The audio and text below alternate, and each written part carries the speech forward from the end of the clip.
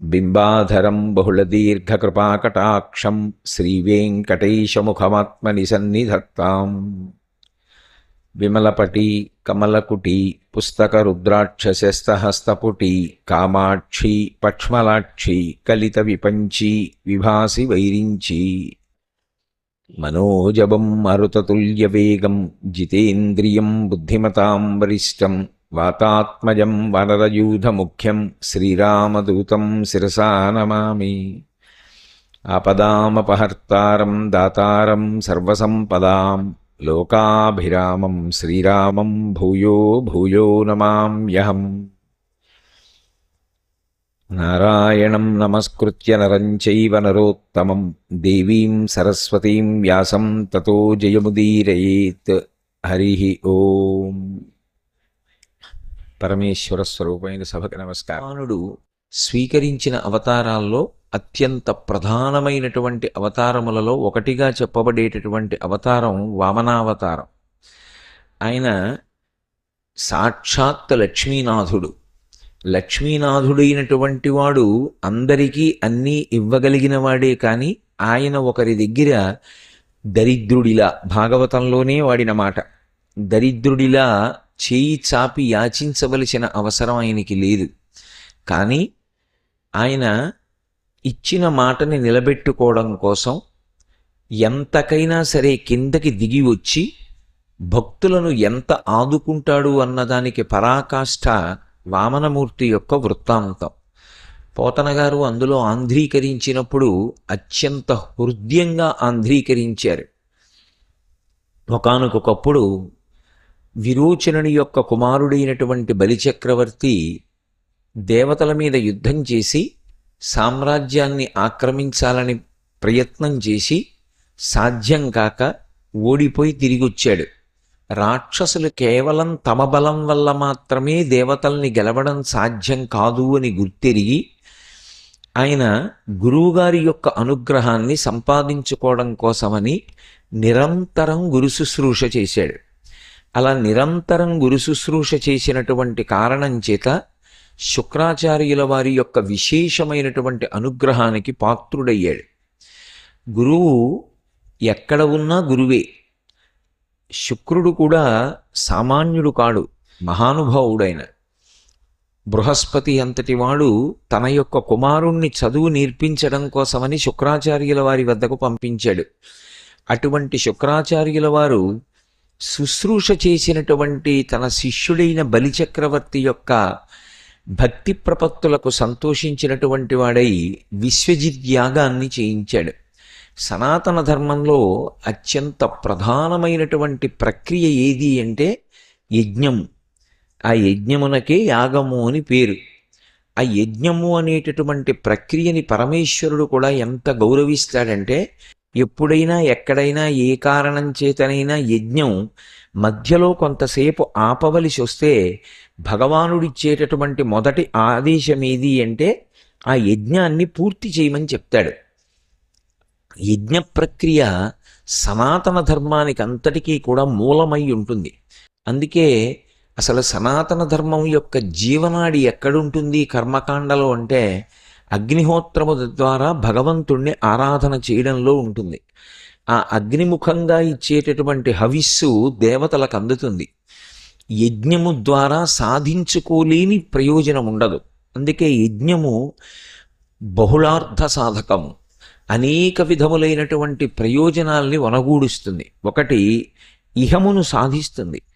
ఇక్కడ మనకి ఏం కావాలో వాటన్నిటినీ కూడా చేకూర్చి పెట్టగలిగినటువంటి సాధనము యజ్ఞమే. వర్షాలు పడాలన్నా, ప్రజలు సుఖశాంతులతో ఉండాలన్నా యజ్ఞం చేసి మనం అగ్నిముఖంగా ఇచ్చినటువంటి హవిస్సు చేత తృప్తి పొందినటువంటి దేవతల యొక్క అనుగ్రహమే దానికి కారణమై ఉంటుంది. అలాగే పుణ్యాన్ని సంపాదించుకుని ఊర్ధ్వలోకవాసం చెయ్యాలి అన్నా కూడా యజ్ఞయాగాది క్రతువులే కారణమవుతాయి. అందుకే ఎవరు ఇంద్ర పదవిని అధిష్ఠిస్తాడు అంటే 100 యజ్ఞములు చేసినటువంటి వాడు ఇంద్ర పదవిని అధిష్ఠిస్తాడు. అలాగే చిత్తశుద్ధికి కారణం ఏదై ఉంటుంది అంటే యజ్ఞమే కారణమవుతుంది. ఆ చిత్తశుద్ధియే జ్ఞానాన్ని పొందడానికి కారణమవుతుంది. ఆ జ్ఞానమే మళ్ళీ ఇక పుట్టవలసిన అవసరం లేనటువంటి మోక్షానికి కారణమవుతుంది. అందుకే యజ్ఞము బహుళార్థ సాధకము. ఆ యజ్ఞము వలన ఈ కోర్కె మాత్రమే నెరవేరుతుంది, ఈ కోర్కె నెరవేరదు అనేటటువంటిది లేదు.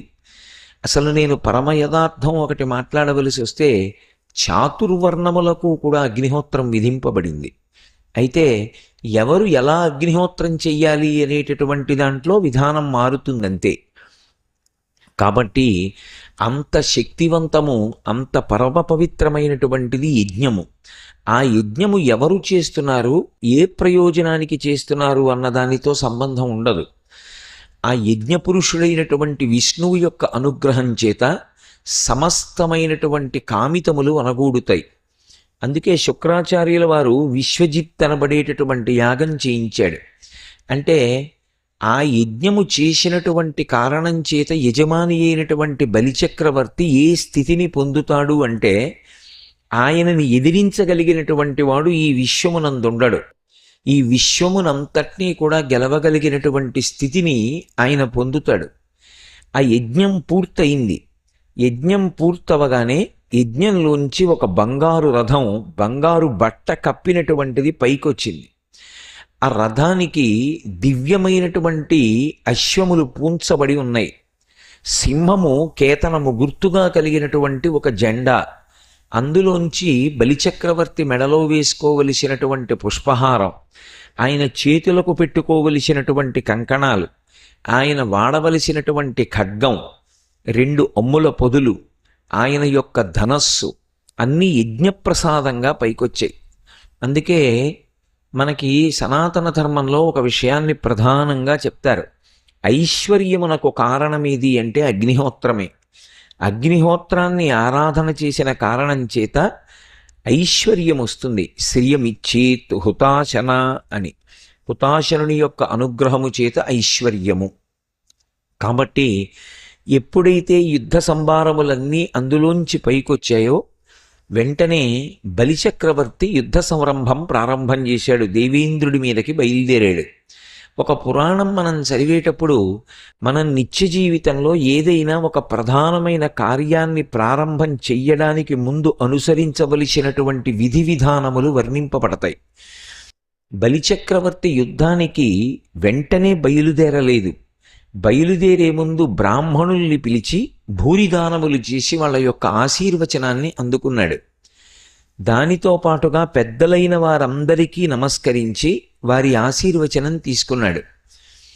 తన కులదైవం ఎవరున్నారో పరంపరాగతంగా పూజింపబడినటువంటి కులదైవాన్ని ఆరాధన చేశాడు. గురువైనటువంటి శుక్రాచార్యుల వారి దగ్గరికి వెళ్ళి ఆయనకి నమస్కారం చేసి ఆయన యొక్క ఆశీర్వచనాన్ని పొందాడు. ఇప్పుడు బాహ్యమునందు ఉండేటటువంటి సాధనములు బుద్ధి యందు ఏ సమయంలో ఎప్పుడు ఎక్కడ ఎలా ఉపయోగించి విజయాన్ని సాధించాలి అనేటటువంటి సంబంధంగా ప్రచోదనం పొందాలి అంటే ఈ ఆశీర్వచనముల యొక్క బలం తోడు కావాలి.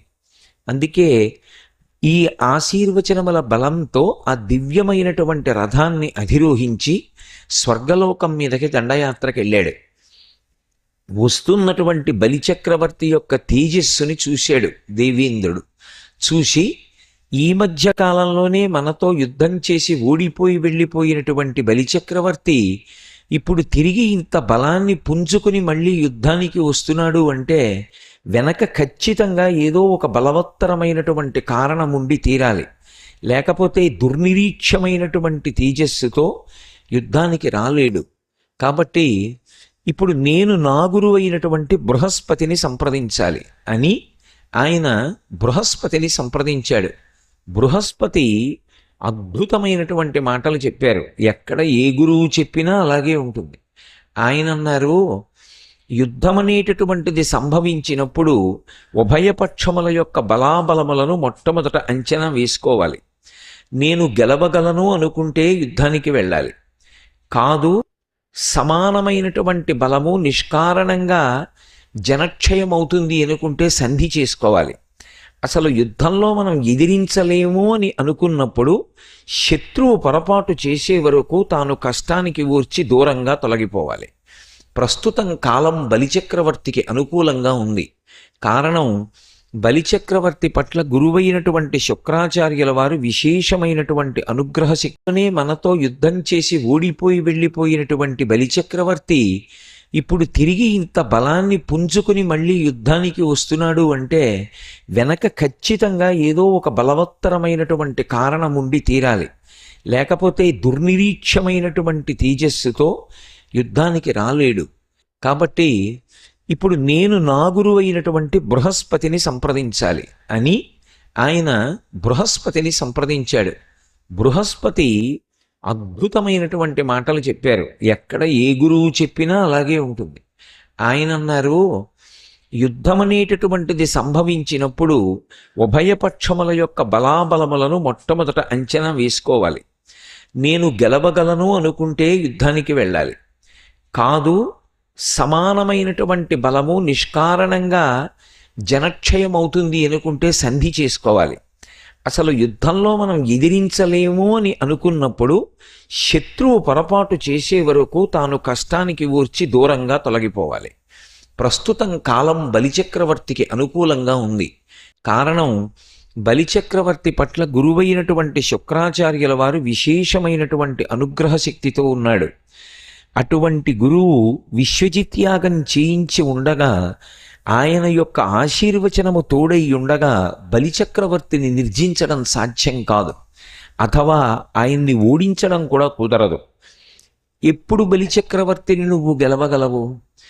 ఏ బ్రాహ్మణుల యొక్క సహకారంతో, భృగువంశీయులైనటువంటి బ్రాహ్మణుల సహకారంతో ఇవాళ బలిచక్రవర్తి ఇటువంటి స్థాయికి ఎదగగలిగాడో, ఏ గురువుగారి యొక్క ఆశీర్వచనం బలిచక్రవర్తిని ఇంతటి సమున్నతమైనటువంటి స్థితికి చేర్చిందో వాళ్ళ పట్ల ధిక్కార ధోరణితో ప్రవర్తిస్తాడు. ఒకానొకప్పుడు గురువు చెప్పినటువంటి మాట ఔదల దాల్చడు. గురువుగారు చెప్పినటువంటి మాట ఉచితమా అనుచితమా ఆలోచించేటటువంటి స్వాతంత్ర్యము శిష్యుడు పొందకూడదు. ఎందుకంటే లోకంలో ఒక ప్రధానమైనటువంటి నానుడి ఉంది. ప్రపంచంలో ఎవరు చెప్పనివ్వండి, అది సలహా అవుతుంది. ఎందుచేత అంటే 8 సంవత్సరముల వయస్సు దాటిన తర్వాత తండ్రి కూడా కొడుకుతో ఒక స్నేహితుడితో ప్రవర్తించినట్లు ప్రవర్తించవలసి ఉంటుంది. ఆ కారణం చేత ఎవరు చెప్పినా సలహా. ఒక్క గురువుగారు ఏదైనా మాట చెప్పారనుకోండి, అది శాసనం. గురువుగారు ఇలా అన్నారు అంతే, అది అలాగే ఉండాలి. అంతేకాని దాన్ని ఇంకొకలా ఈషన్మాత్రం మార్చే ప్రయత్నం కూడా శిష్యుడు చెయ్యకూడదు. అలా చేస్తున్నాడు అంటే ఆయన బుద్ధి యందు అధ్యవసాయము పెరగవలసిన అవసరం ఉన్నది అని గుర్తు. అందుకే గురువుది ఆజ్ఞ. అలా ఎవరు ఒడంబడి ఉంటాడో, ఎవడు ఔదల దాలుస్తాడో ఆ శిష్యుడు దినదిన ప్రవర్ధమానమవుతాడు. అందుకే గురువుగారు చెప్పిన సలహా అన్న మాట లోకంలో లేదు. గురువుగారు ఏది చెప్పినా ఆజ్ఞగానే శిష్యులు స్వీకరిస్తారు. ఆ కారణం చేత బలిచక్రవర్తి కూడా గురువుగారి మాటని ఆజ్ఞగా స్వీకరించవలసి ఉంటుంది. ఇప్పుడు ఇంత సేవిస్తున్నాడు, కానీ రాక్షసుల చేత పరివేష్టింపబడి ఉన్నాడు. పైగా ఉపాధి రీత్యా రాక్షస ఉపాధి. ఈ కారణం రీత్యా ఎప్పుడో అప్పుడు గురువుని తిరస్కరిస్తాడు. గురువుగారు ఒక మాట చెప్తే అలా కుదరదులేండి గురువుగారు అంటాడు. ఎప్పుడు గురువు యొక్క ఆజ్ఞ ధిక్కరించాడో అప్పుడు గురువుకి ఆగ్రహం కలుగుతుంది. గురువుకి ఆగ్రహం కలిగిన ఉత్తర క్షణంలో ఎంత స్థానానికి ఎదిగాడో అంత స్థానం నుంచి కింద పడిపోతాడు. అది తనంత తాను కల్పించుకుంటాడు. గురు శిష్యుల మధ్యలోకి నువ్వు వెళ్ళకూడదు.